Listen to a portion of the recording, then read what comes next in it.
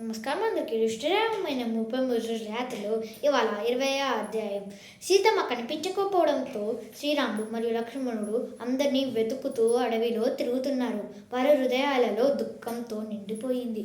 సీతమ్మ గురించి ఆలోచిస్తూ రాముడు చిన్న పిల్లవాడులో ఏడ్చాడు. మార్గంలో కొన్ని పూలు కనిపించాయి. అవి సీతమ్మ ధరించిన పుష్పాలని తెలిసింది. కొంచెం ముందుకు వెళ్తే ఆమె ఆభరణాల రత్నాలు కూడా కనిపించాయి. అప్పుడే కొంచెం దూరంలో రక్తంతో పాటిపోయిన ఒక పెద్ద పక్షి కనిపించింది. అది జటాయు. జటాయు చెప్పాడు, రావణుడు సీతమ్మని బలంతో తీసుకెళ్ళాడు. నేను ఆపడానికి ప్రయత్నించాను. రావణుడు రథం పగులు చేయను, కానీ చివరికి నా పక్షుడు కట్టిపెట్టాడు.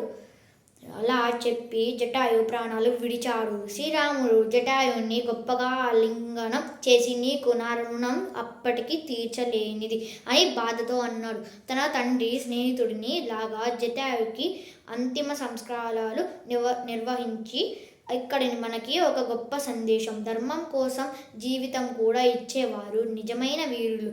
రేపు తర్వాత అధ్యాయంతో కలుద్దాం. 33 రోజుల రామాయణం కొనసాగుతుంది. Signing off.